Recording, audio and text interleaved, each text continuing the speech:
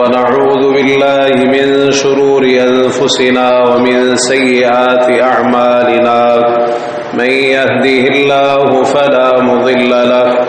ومن يضلل فلا هادي له وأشهد أن لا إله إلا الله وحده لا شريك له وأشهد أن محمدا عبده ورسوله اللهم صل على محمد وعلى آل محمد كما صليت على إبراهيم وعلى آل إبراهيم إنك حميد مجيد اللهم بارك على محمد وعلى آل محمد كما باركت على إبراهيم وعلى آل إبراهيم إنك حميد مجيد يا أيها الذين آمنوا اتقوا الله حق تقاته ولا تموتن إلا وأنتم مسلمون يا أيها الناس اتقوا ربكم الذي خلقكم من نفس واحدة وخلق منها زوجها وبث منهما رجالا كثيرا ونساء واتقوا الله الذي تساءلون به والأرحام إن الله كان عليكم رقيبا يا أيها الذين آمنوا اتقوا الله وقولوا قولا سديدا يصلح لكم أعمالكم ويغفر لكم ذنوبكم ومن يطع الله ورسوله فقد فاز فوزا عظيما أما بعد فإن أصدق الحديث كتاب الله وأحسن الهدي هدي محمد صلى الله تعالى عليه وآله وسلم وشر الأمور محدثاتها وكل محدثة بدعة وكل بدعة ضلالة وكل ضلالة في النار ألا لا إيمان لمن لا أمانة له ولا دين لمن لا عهد له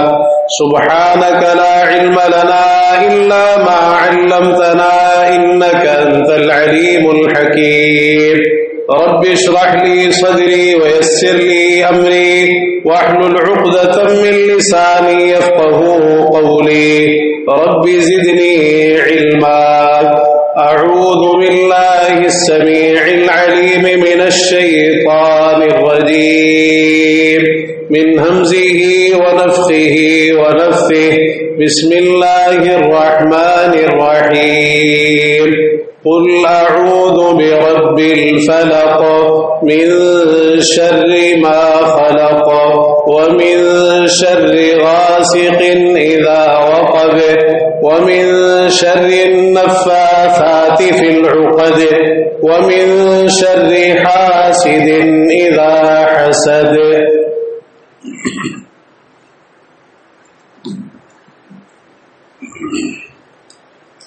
ہر قسم کی تحمیدات، تسبیحات، تقدیسات، تمجیدات، تحلیلات، تکبیرات اور عبادات کے لائق صرف اور صرف اللہ وحدہ لا شریک، احکم الحاکمین، ارحم الراحمین، احسن الخالقین ذو الجلال والاکرام ہے۔ وہی ہم سب کا خالق، مالک، رازق، حاجت روا،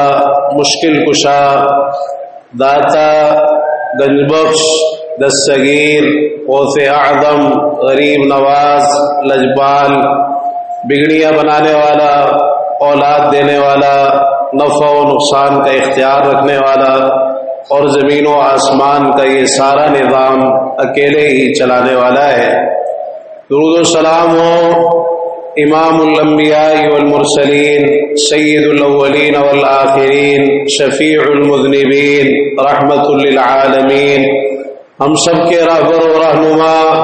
مقتدی و پیشوا، امام اعظم، قائد اعظم، رہبر اعظم جناب محمد رسول اللہ صلی اللہ تعالی علیہ وآلہ وسلم کی ذات گرامی پر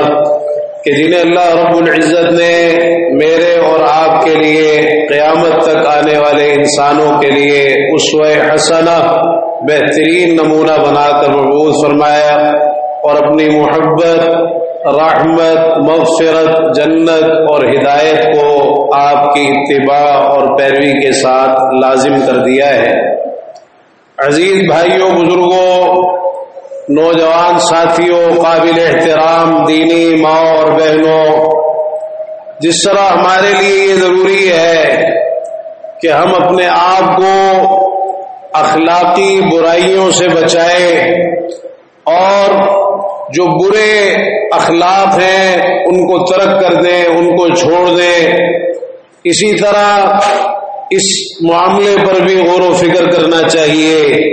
کہ اگر کوئی برے اخلاق کے حامل لوگ ہیں تو ان سے کیسے بچا جائے، ان سے کیسے محفوظ رہا جائے، ان کے شر سے، ان کے نقصان سے، ان کی طرف سے پہنچنے والی اذیتوں اور تکلیفوں سے کیسے بچنا ہے۔ حسد ایک بڑی خطرناک بیماری ہے، اس سے اپنے آپ کو بچانا چاہیے کہ دل میں اپنے کسی مسلمان بھائی کے لیے کوئی حسد نہ ہو، حسد پر مبنی جذبات نہ ہو کہ ہم کسی اپنے مسلمان بھائی کے پاس کوئی نعمت دیکھیں، کوئی اچھی چیز دیکھیں، کوئی اس کی خوشی دیکھیں اور وہ ہمیں پسند نہ آئے، اس پر ہم اپنے دل میں تنگی محسوس کریں اور پڑنا شروع ہو جائے، اس کے زوال کی آرزو کریں کہ یہ نعمت، یہ خوشی اس سے چھن جائے، مجھے مل جائے، نہیں ملتی پھر بھی کم از کم اس کے پاس نہیں رہنی چاہیے۔ یہ انتہائی خطرناک ایک بیماری۔ تو جس طرح یہ ضروری ہے کہ اپنے آپ کو حسد سے بچایا جائے، اسی طرح اسی چیز کا دوسرا رخ اور دوسرا پہلو یہ ہے جس کی طرف ہماری بہت زیادہ توجہ دلائی گئی ہے کہ جو حسد کرنے والے لوگ ہیں ان سے کیسے بچا جائے، ان سے کیسے محفوظ رہا جائے۔ پہلے تو حسد کرنا ہی نہیں چاہیے، لیکن معاشرے کے اندر پھر بھی ایسے لوگ موجود ہوتے ہیں، ہر دور میں رہے ہیں، جو حسد کی اس بیماری میں مبتلا ہوتے ہیں، کتاب و سنت سے دور ہونے کی وجہ سے، قرآن اور حدیث سے دور ہونے کی وجہ سے، دین کی تعلیمات سے دور ہونے کی وجہ سے، اسلام سے دور ہونے کی وجہ سے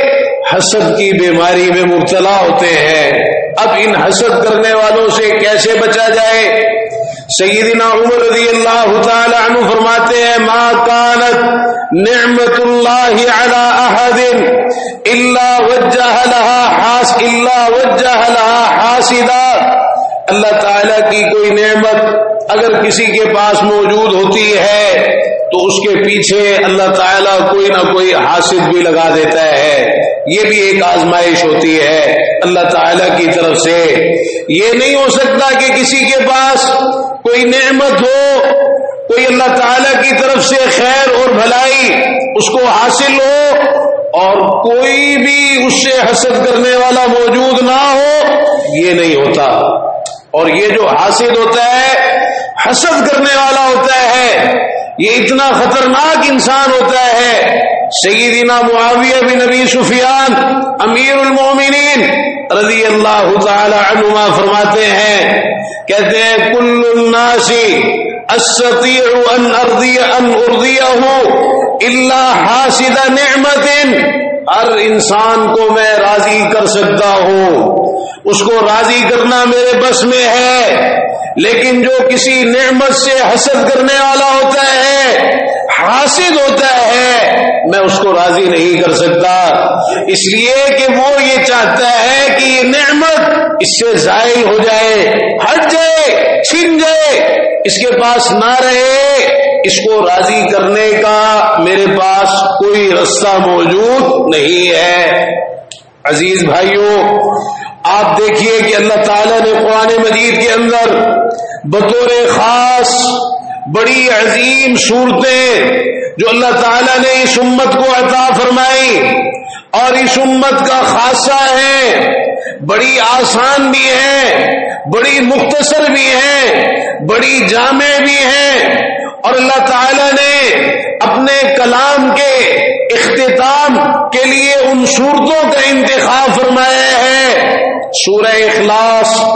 سورہ فلق، سورہ ناس، جن کو ہم تینوں کل کہتے ہیں۔ اللہ تعالیٰ نے سورہ فلق میں خاص طور پر فرمایا وَمِن شَرِّ حَاسِدٍ إِذَا حَسَدَ، اللہ تعالیٰ کی پناہ طلب کی گئی مختلف چیزوں سے۔ پیارے پیغمبر جناب محمد رسول اللہ صلی اللہ تعالی علیہ وآلہ وسلم کو تعلیم دی گئی، قل، کہیے آپ، پڑھیے آپ، یہ پڑھنا آپ کے لیے بھی ضروری ہے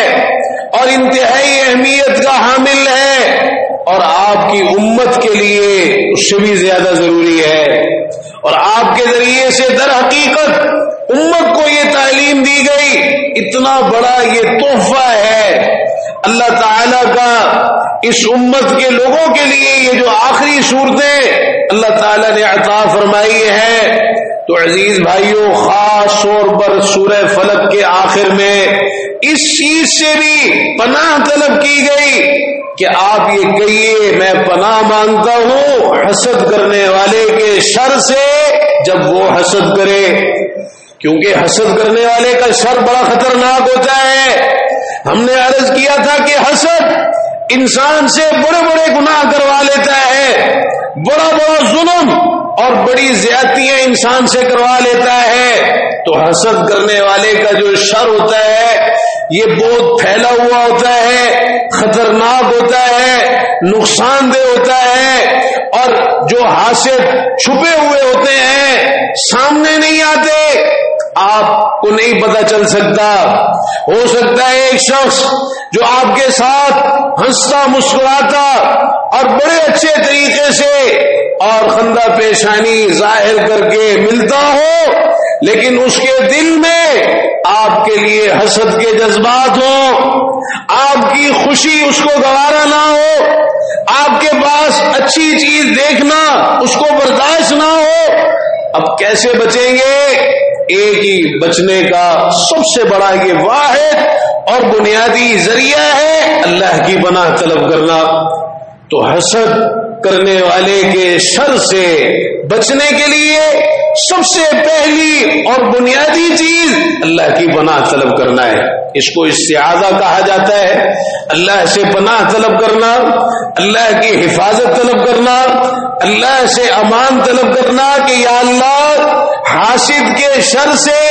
جب کبھی حسد کرے، حسد میں مبتلا ہو اور اس کے دل میں حسد کے جذبات ہو، بات منہ سے نکالی حسد کی وجہ سے، کوئی کام کسی کے بارے میں کیا حسد کی وجہ سے،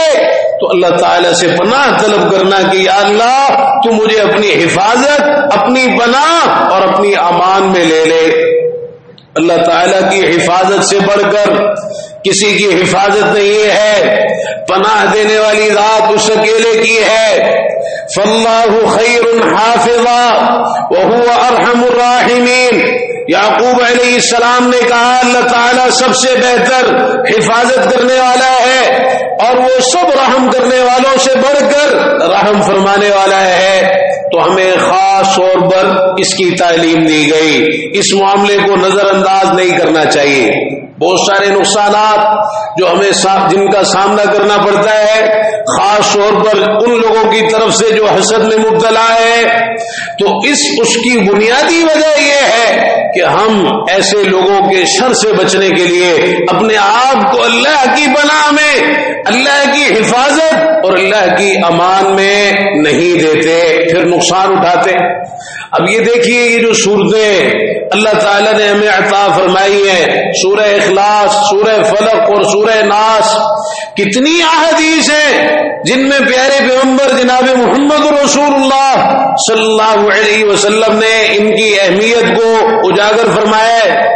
عقبہ بن عامر رضی اللہ تعالی عنہ بیان فرماتے ہیں پیارے پیغمبر جناب محمد رسول اللہ صلی اللہ علیہ وسلم سواری پر سوار ہیں، میں آپ کی خدمت میں حاضر ہوا، میں نے اپنے ہاتھ آپ کے قدم مبارک پر رکھا اور عرض کی اللہ کے رسول صلی اللہ علیہ وسلم اقرئنی سورۃ ہود، اقرئنی سورۃ یوسف، آپ مجھے سورہ ہود پڑھائیے، آپ مجھے سورہ یوسف پڑھائیے۔ فرمایا عقبہ تم سورہ ہود اور سورہ یوسف کی بات کر رہے ہو، لن تقرأ شيئا ابلغ عند اللہ عز وجل من قل اعوذ برب الفلق،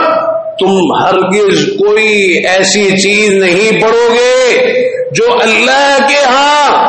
بہت زیادہ عظمت والی ہو سورہ فلق سے، قل اعوذ برب الفلق سے بڑھ کر عظمت والی چیز اللہ کے ہاں تم اور کوئی نہیں پڑھو گے۔ یعنی یہ سورہ فلق قل اعوذ برب الفلق یہ پڑھو، اس کا اہتمام کرو، اس کی پابندی کرو، اس کی اہمیت آپ نے بتائی۔ قرآن مجید کی ہر سورت بلا شبہ ایک بڑا منفرد مقام اور بڑی منفرد شان اور فضیلت کی حامل ہے، لیکن آپ نے ان سورتوں کی اہمیت بھی اجاگر فرمائی۔ عقبہ یہ پڑھو سورہ فلق، مختصر جامع ترین سورت، چھوٹی سورت ہے لیکن اللہ کے ہاں انتہائی زیادہ عظمت والی ہے۔ کہتے ہیں میں اللہ کے رسول صلی اللہ علیہ وسلم کے ساتھ سفر میں جا رہا تھا، آپ کی سواری کو پکڑ کے میں آگے آگے چل رہا تھا، آپ نے فرمایا کہ عقبہ الا اعلمک بخیر ما یتعوذ به المتعوذون، عقبہ کیا میں تمہیں، بلکہ فرمایا الا اعلمک خیر سورتین قرئتا، کیا میں تمہیں دو بہترین صورتیں جو پڑھی گئی ہوں میں تمہیں ان کی تعلیم نہ دوں؟ کہتے فعلمنی قل اعوذ برب الفلق وقل اعوذ برب الناس، آپ نے مجھے سورہ فلق اور سورہ ناس کی تعلیم دی۔ اس کے بعد آپ نے محسوس کیا کہ میں ان صورتوں سے کچھ زیادہ خوش نہیں ہوا، جو خوشی ہونی چاہیے تھی وہ خوشی نظر نہیں آئی، چنانچہ فجر کی نماز کا وقت ہوا، پیارے پیغمبر جناب محمد رسول اللہ صلی اللہ علیہ وسلم نے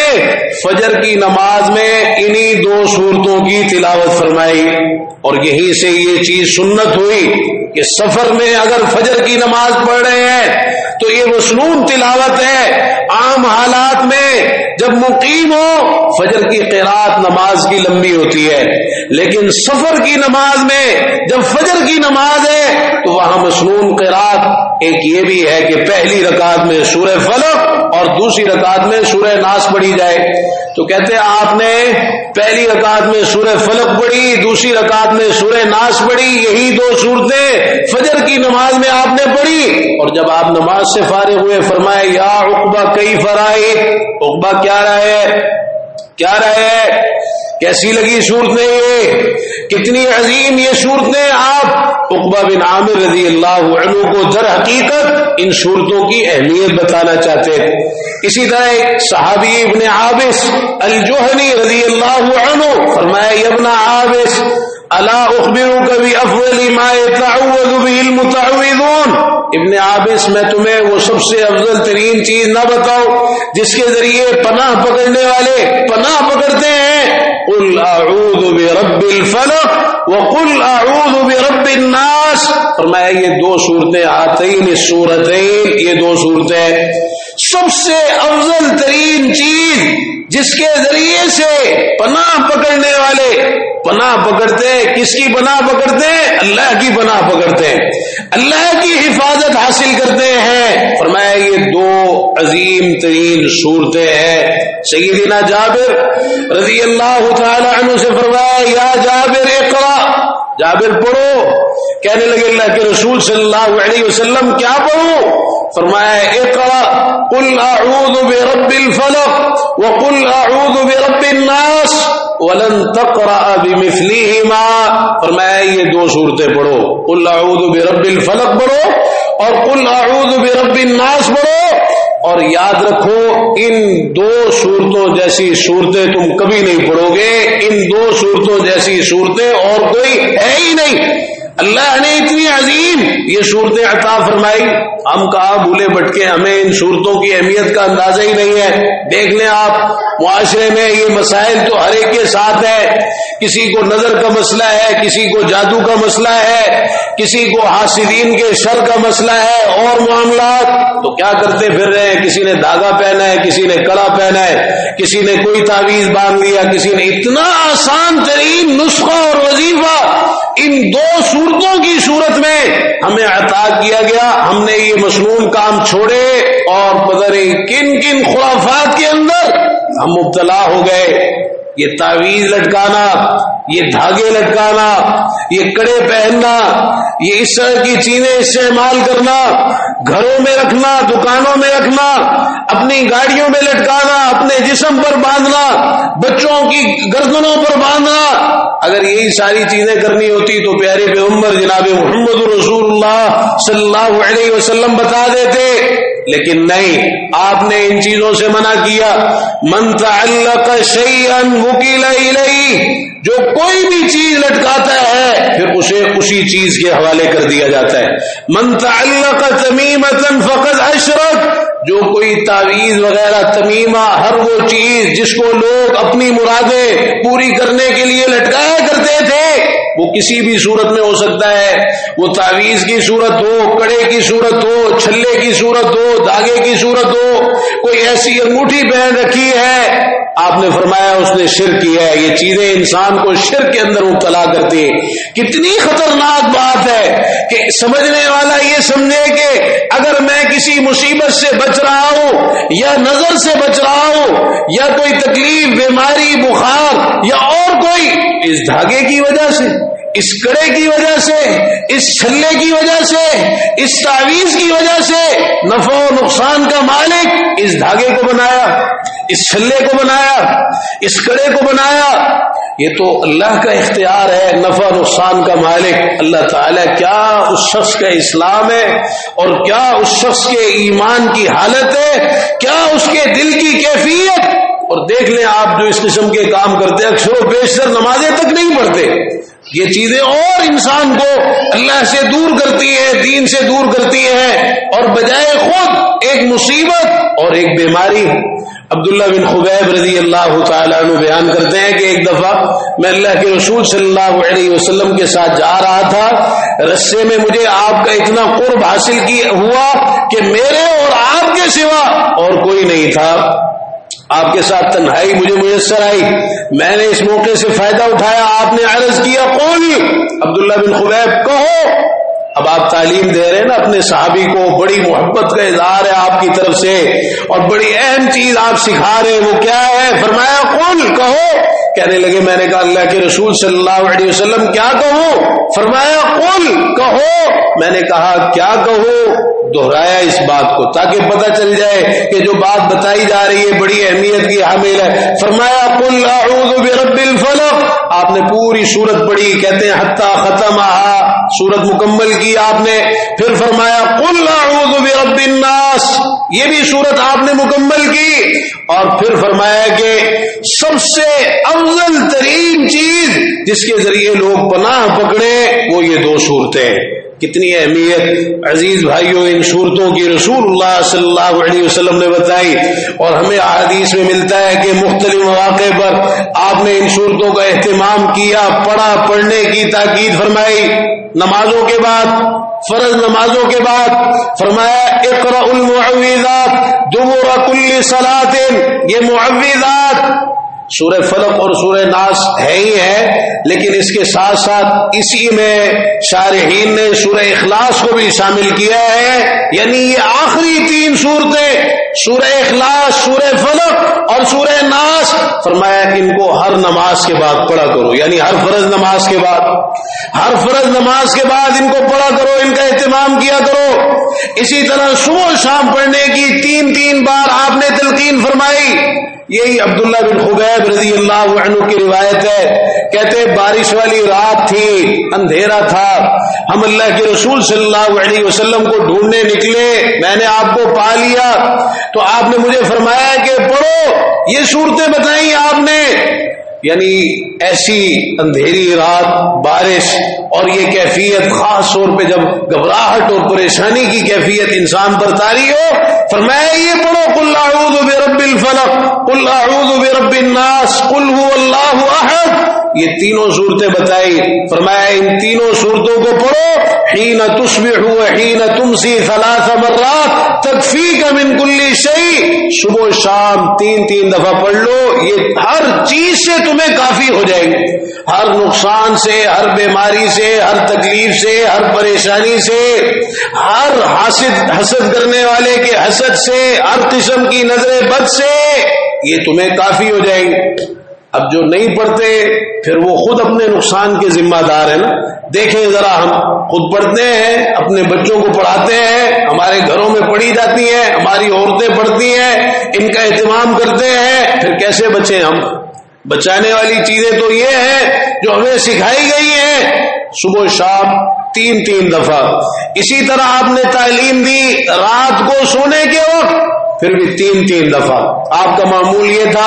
ام المومنین سیدہ عائشہ رضی اللہ عنہا فرماتی ہیں ہر رات آپ بستر پہ تشریف لاتے، دونوں ہتھیلیوں کو جمع کرتے، پھونک مارتے،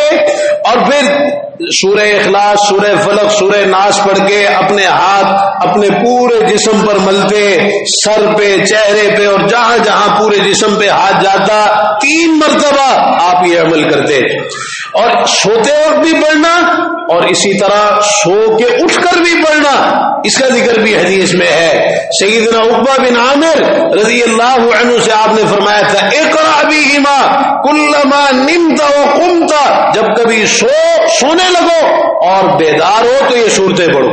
یہ صورتیں پڑھو، سو کے اٹھ کے بھی پڑھو، سوتے وقت بھی پڑھو. ان صورتوں کی برکتوں کو حاصل کرو. کوئی تکلیف آ گئی، کوئی بیماری آ گئی، آپ دم کرتے انہی صورتوں کے ساتھ. سیدہ عائشہ رضی اللہ عنہ فرماتی ہیں آپ کو کوئی بیماری آتی، کوئی تکلیف ہوتی، آپ انہی صورتوں کو پڑھ کر معوذات، سورہ اخلاص، سورہ فلق، سورہ ناس، آپ ان کو پڑھ کر اپنے آپ پر پھونک لیا کرتے تھے اور اپنے آپ پر دھتکار دیا کرتے تھے. یہ دم آپ خود اپنے آپ کو کرتے، اور اگر گھر والوں میں سے کوئی بیمار ہو جاتا آپ ان کو بھی انہی صورتوں کے ذریعے سے دم کیا کرتے تھے. نظر کا مسئلہ ہے، نظر کے لیے بھی آپ نے یہی 2 صورتیں پڑھی ہیں. جامع ترمذی کی روایت، آپ مختلف کلمات کے ذریعے جنوں اور انسانوں کی نظر سے پناہ طلب کرتے تھے. جب یہ 2 صورتیں نازل ہوئی آپ نے باقی چیزیں چھوڑ دی، ان 2 صورتوں کو لازم پکڑ لیا. آپ اہتمام سے ان کو پڑھتے تھے نظر بد سے بچنے کے لیے، جنوں کی بھی اور انسانوں کی بھی. جادو آپ پر جب ہوا، جبریل امین نے انہی صورتوں کے ذریعے سے آپ کا علاج کیا، اللہ تعالیٰ نے آپ کو شفا عطا فرمائی. ایک موقع پر جب بچھو نے آپ کو ڈس لیا، آپ نماز پڑھ رہے تھے، نماز سے فارغ ہوئے، پانی اور نمک منگوایا، جہاں بچھو نے ڈسا تھا آپ اس پر ملنے لگے. سورہ کافرون، سورہ فلق اور سورہ ناس ساتھ ساتھ یہ صورتیں آپ نے پڑھی اور ان کا اہتمام کیا. اللہ تعالی ہمیں بھی توفیق عطا فرما دے کہ ہم یہ دیکھیں کہ کتنی عظیم چیزیں ہیں جو ہمیں عطا کی گئی ہیں، لیکن یہ سب علم کی برکتیں ہیں کہ اگر ہمیں ان چیزوں کی اہمیت کا پتہ ہو تو پھر بہت اللہ تعالیٰ کے انعامات ہیں ہم پر، پھر انسان پریشان نہیں ہوتا، نہ گھبراتا ہے. اللہ تعالیٰ کی حفاظت، اللہ کی پناہ بھی اس کو حاصل ہو جاتی ہے. اللہ تعالیٰ توفیق عطا فرمائے. وآخر دعوانا الحمدللہ رب العالمین.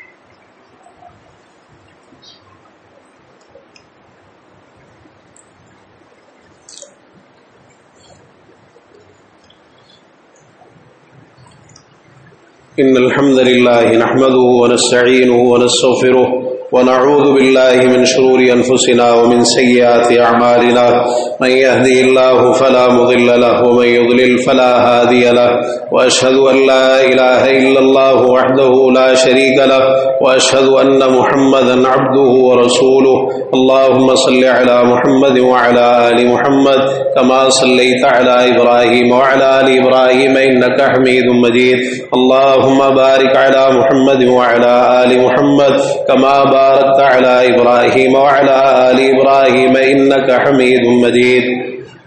اسی طرح جب کبھی تیز آندھی چلے اور تاریکی چھا جائے، کوئی اس طرح کا طوفان آئے، تو پناہ پکڑنے کے لیے اس موقع پر بھی آپ نے یہی دو صورتیں پڑھی ہیں، سورہ فلق اور سورہ ناس۔ ان کا اہتمام کیا جائے اور ان کو پڑھا جائے۔ عزیز بھائیوں، یہ بڑی عظیم صورتیں ہیں اور آپ گھر جا کے ان کا ترجمہ پڑھیے گا، آپ کو اندازہ ہوگا کہ اللہ تعالیٰ نے کس قدر عظیم تحفہ یہ ہمیں عطا فرمایا ہے۔ اور ان صورتوں کے ذریعے سے انسان بہت سارے نقصانات، تکلیفیں، دیکھیے قل اعوذ برب الفلق من شر ما خلق، میں پناہ پکڑتا ہوں صبح کے رب کی ہر اس چیز کے شر سے جو اس نے پیدا کیا، جو بھی چیز اس نے پیدا کی ہے اس کے شر سے، رات کی تاریکی کے شر سے جب وہ چھا جائے، گروہ میں پھونکنے والیوں کے شر سے جب کبھی وہ پھونکیں، اور حسد کرنے والیوں کے شر سے جب کبھی وہ حسد میں مبتلا ہو، گروہ میں پھونکنے والیوں کے شر سے، یعنی جادوگر وہ عورت ہو بالاولا، چونکہ عورتیں اکثر یہ کام کرتی ہیں، اور اگر مرد ہو تو تب بھی اس میں شامل ہے۔ اور پھر آگے سورہ ناس کے اندر بھی وسوسہ ڈالنے والے، پیچھے ہٹ جانے والے کے شر سے لوگوں کے رب، لوگوں کے بادشاہ، لوگوں کے معبود کی میں پناہ پکڑتا ہوں، وہ جو لوگوں کے سینوں میں وسوسے ڈالتا ہے، جنوں میں سے بھی اور انسانوں میں سے بھی، تو یہ ہر قسم کا شر اس میں داخل ہے، جس کے ذریعے سے، جس سے اللہ کی پناہ طلب کی جاتی ہے ان دو صورتوں کے ذریعے سے۔ تو حسد کرنے والے اور بھی دیگر جو نقصان پہنچانے والی چیزیں ہیں ان سے بچنے کے لیے ان دو صورتوں کا اہتمام انتہائی ضروری ہے، بالخصوص اور بالعموم ان سارے مواقع پر ان کو پڑھنا چاہیے جو رسول اللہ صلی اللہ علیہ وسلم نے ہمیں روز مرہ کے معمولات میں جن کی تعلیم دی ہے۔ آپ کو نہیں پتہ چلے گا، آپ کو نہیں پتہ چلے گا، لیکن ان صورتوں کو پڑھنا آپ کے لیے بہت ضروری ہے تاکہ آپ کو نقصان سے آپ بچ جائیں۔ لوگ پتہ نہیں آج کیسے کیسے وظیفے اختیار کرتے ہیں، یہ اصل وظیفہ ہے جو ہمیں اللہ کے رسول صلی اللہ علیہ وسلم نے بتایا ہے۔ دکان کھولنے والا دکان کھولتا ہے نا، یا دفتر کھولنے والا دفتر کھولتا ہے، پتہ نہیں عجیب و غریب کام لوگوں نے آج شروع کر رکھے ہیں، پوچھتے ہیں لوگ اس طرح کر لیں، اس طرح کر لیں۔ عزیز بھائیوں، یہ کریں آپ صبح شام یہ تینوں صورتیں جو ہیں تین دفعہ ہر نماز کے بعد، اور کبھی کوئی بیماری کوئی تکلیف آپ کو ہو، خود اپنے آپ کو ان کے ذریعے دم کریں، اپنے گھر والوں کو دم کریں، اور اسی طرح رات کو سوتے وقت تین دفعہ پڑھیں، جب سو کے بیدار ہوں اس وقت بھی اٹھ کر یہ صورتیں پڑھ لیں، آندھی دیکھیں، طوفان دیکھیں تب بھی یہ صورتیں پڑھیں، جادو محسوس ہو تب بھی ان صورتوں کے ذریعے علاج کریں، حتیٰ کہ اگر کوئی بچھو ڈس لے، کوئی زہریلی چیز آپ کو ڈس لے تب بھی انہی صورتوں کے ذریعے سے آپ علاج کریں۔ یہ سب چیزیں میں نے مختلف حدیثیں اسی لیے ذکر کی ہیں تاکہ یہ باتیں، یہ چیزیں آپ کو اچھی طرح یاد رہ جائیں۔ عزیز بھائیو، اس کے بعد مسنون دعائیں ہیں جن کا اہتمام کرنا چاہیے، اور یہاں ہم خاص طور پر 3 دعاؤں کی طرف اشارہ کریں گے۔ پیارے پیغمبر جناب محمد رسول اللہ صلی اللہ علیہ وسلم بیمار ہو گئے، صحیح مسلم کی روایت، جبریل امین آئے، آپ کو دم کیا، بسم اللہ یبریکا ومن کل داء یشفیکا ومن شر حاسد اذا حسد وشر کل ذی عین، اللہ کے نام کے ساتھ وہ آپ کو تندرست کرے گا، وہ آپ کو شفا عطا فرمائے گا ہر بیماری سے، ہر حسد کرنے والے کے شر سے۔ جب وہ حسد کرے، دیکھیں بیماری کا سبب حسد بھی ہوتا ہے اور اکثر و بیشتر ہوتا ہے، اسی لیے اس دعا میں خاص طور پر حاسد کے حسد کا بھی ذکر ہے، اور ہر لگ جانے والی نظر سے، ہر نظر بد والا شخص جو ہے جس کی نظر بد لگتی ہو اس کے شر سے بھی میں آپ کو دم کرتا ہوں۔ اللہ کے نام کے ساتھ اللہ تعالیٰ آپ کو شفا اور تندرستی عطا فرمائے گا۔ اسی طرح ایک اور موقع پر آپ حدیث میں آپ بیمار ہوئے، جبریل امین آئے، یہ دعائے جبریل ہے، پوچھا آپ بیمار ہیں؟ فرمایا ہاں، فرمایا بسم اللہ ارقیک من کل شیء یؤذیک ومن شر کل نفس او عین حاسد اللہ یشفیک بسم اللہ ارقیک، اللہ کے نام سے آپ کو دم کرتا ہوں، ہر اس چیز سے جو آپ کو تکلیف دے، ہر جاندار کے شر سے اور ہر حسد کرنے والے کی آنکھ سے، یعنی ہر حسد کرنے والے کی آنکھ کے شر سے، اور اللہ کے نام کے ساتھ میں آپ کو دم کرتا ہوں، اللہ تعالیٰ آپ کو شفا عطا فرمائے۔ اسی طرح بچوں کو اللہ کی حفاظت میں دینا، حسد، نظر بد، اور کیونکہ بچے دیکھ کر بھی لوگ خاص طور پہ جس کے دل میں یہ بیماری موجود ہو اس کو گوارا نہیں ہوتا، اس کو برداشت نہیں ہوتا، تو بچوں کو بھی اکثر جو نقصان ہوتے ہیں اس کا ایک سبب کسی حسد کرنے والے کا حسد ہوتا ہے، اس کی وجہ سے نظر بد بھی لگ جاتی ہے۔ تو آپ سیدنا حسن و حسین رضی اللہ تعالی عنہما آپ ان کو ان کلمات کے ذریعے اللہ کی پناہ میں دیتے تھے اور بتایا کہ تمہارے جد امجد سیدنا ابراہیم علیہ السلام اپنے دونوں بیٹوں اسماعیل اور اسحاق علیہ السلام کو ان کلمات کے ذریعے سے اللہ کی پناہ میں دیتے تھے، اعیذکما بکلمات اللہ التامۃ من کل شیطان وہامہ ومن کل عین لامہ، میں تمہیں اللہ کے مکمل کلمات کی پناہ میں دیتا ہوں، ہر شیطان سے، ہر زہریلی چیز سے، اور ہر لگ جانے والی نظر سے، ہر نظر بد سے۔ ان دعاؤں کا بھی اہتمام کرنا چاہیے۔ اور اسی طرح ایک بڑی اہم چیز حسد سے بچنے کے لیے وہ یہ ہے کہ اپنی ضرورتوں کو اس سے چھپایا جائے،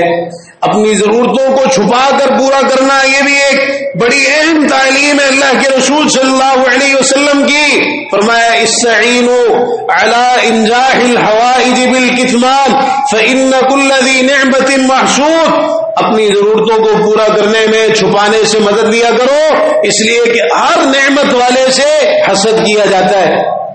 بعض علماء کہتے ہیں کہ میں یہ پسند کرتا ہوں کہ میں اگر گوشت بھی خریدوں اپنے گھر میں لے کے جاؤں تو چھپا کے لے کے جاؤں، اس ڈر سے کہ کہیں میرے پڑوسی حسد میں مبتلا نہ ہو جائے، حسد میں مبتلا نہ ہو جائے۔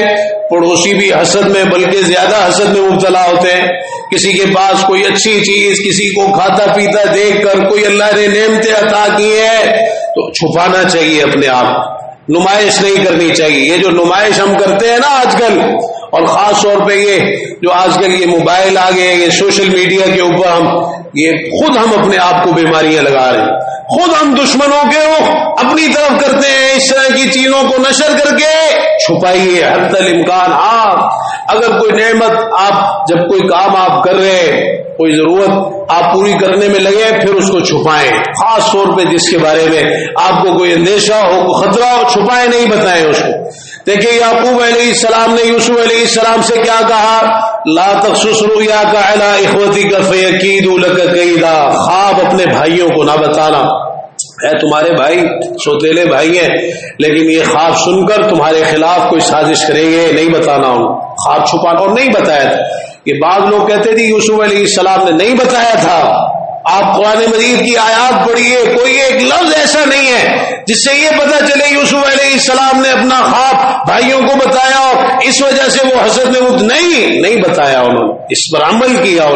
وہ حسد میں جو مبتلا ہوئے اس کا سبب والد کی محبت اور شفقت تھی بے پناہ جو یوسف علیہ السلام کو حاصل تھی، وہ تھی، خواب بتانا نہیں تھا۔